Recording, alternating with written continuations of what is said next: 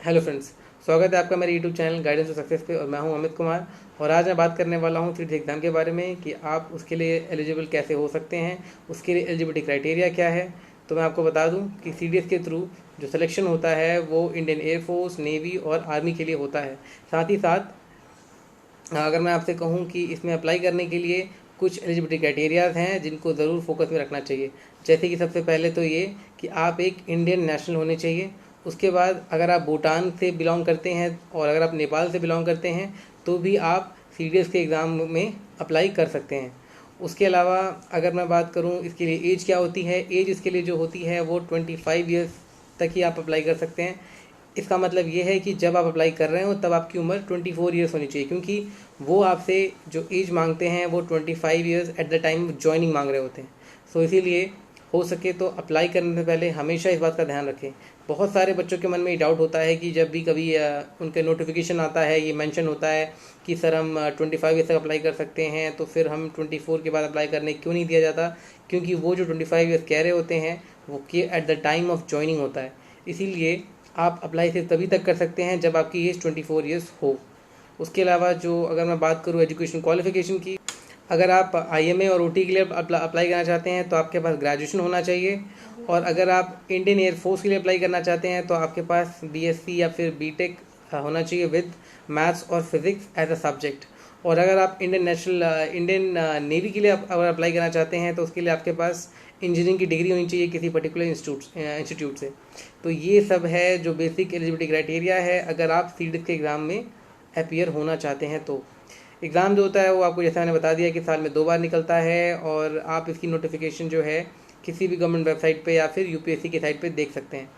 उसके अलावा इसका सिलेक्शन अगर मैं बात करूँ इसके एग्ज़ाम पैटर्न की, तो जनरली इसमें 3 पेपर आते हैं जो बच्चों को देने पड़ते हैं अगर आप आईएमए या फिर एयरफोर्स एकेडमी या फिर आप इंडियन नेवी के लिए अप्लाई कर रहे हो तो। लेकिन अगर आप ओटी के लिए अप्लाई करते हैं, ओटी में जनरली शॉर्ट सर्विस कमीशन के लिए अप्लाई किया जाता है, तो वहाँ पे केवल आपको 2 ही एग्ज़ाम देने पड़ते हैं। तो अगर मैं बात करूँ सबसे पहले उन लोगों की जो IMA, Indian air force, Indian air force academy की और इंडियन नेशनल नेवी एकेडमी की बात करें, नेवल एकेडमी की, तो उसमें अप्लाई करने के लिए उसमें 3 पेपर आपको देने पड़ते हैं। जो फर्स्ट पेपर होता है वो आपका होता है इंग्लिश का, एक पेपर आपका इंग्लिश का होता है, फिर एक पेपर आपका जीएस का होता है और थर्ड पेपर आप लोगों को मैथ्स का देना पड़ता है। जो लोग शॉर्ट सर्विस कमीशन के लिए अप्लाई कर रहे होते हैं उनको मैथ्स का पेपर देना नहीं पड़ता है। और इसीलिए जनरली शॉर्ट सर्विस कमीशन जो होती है ये इसमें जो शॉर्ट सर्विस कमीशन में अप्लाई करने के लिए आपको 1 साल का जो है एडवांटेज होता है, आप 25 के बीच में जनरली होती है। आप अगर चाहें तो ये कह सकते हैं कि ओटीए की जो एज होती है वो 20 से 24 ईयर्स तक होती है। और अगर परमानेंट कमीशन की बात करें तो उसकी एज जो होती है वो 20 से 23 के बीच में होती है। और जनरली जो एग्ज़ाम होता है इंग्लिश का, अगर हम इंग्लिश की बात करें तो एग्ज़ाम जो होता है वो काफ़ी हद तक काफ़ी एवरेज लेवल का होता है। इंग्लिश बहुत ज़्यादा डिफ़िकल्ट नहीं होती। लेकिन अगर मैं बात करूँ जीके के पेपर में तो जीके जो होती है वो बहुत ही ज़्यादा टफ आती है अकॉर्डिंग टू बच्चों के कंपेयर में, क्योंकि बच्चे ऐसा मानते हैं कि जीएस का जो लेवल है वो यूपीएससी का होता है। और क्योंकि यूपीएससी बहुत ही ज़्यादा आपसे ज़्यादा डिटेल्ड इन्फॉर्मेशन आपसे पूछता है और वो आपको कंफ्यूज भी करता है, क्योंकि वो जो 4 ऑप्शंस जो एग्ज़ाम में आते हैं वो तो आते ही हैं, साथ ही साथ वो आपको उसके नीचे भी कई और ऑप्शन देता है। जैसे कि आपको कह देगा वो कि फर्स्ट और second answer is correct, third and fourth is correct. इस तरीके से आपको 4 ऑप्शन ज़्यादातर क्वेश्चन में और दिए जाते हैं। तो इसीलिए कहते हैं कि जीएस का पेपर बहुत ही ज़्यादा टफ होता है इसमें। उसके अलावा मैथ्स के पेपर की बात करें तो जिसने भी अपनी क्लास 10 तक की मैथ्स को अच्छे से पढ़ा है तो वो आसानी से मैथ्स में कम से कम 50, 60, 70% तक स्कोर कर सकता है।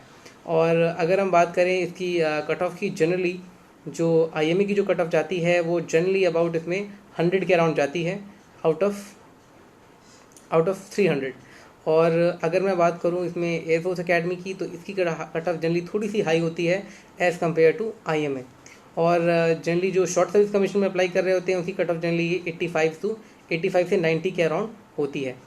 और अगर आपको इसकी प्रिपरेशन करनी है तो उसके लिए एक बहुत ही अच्छी बुक आती है पाथ फाइंडर, आप उसका इस्तेमाल कर सकते हैं।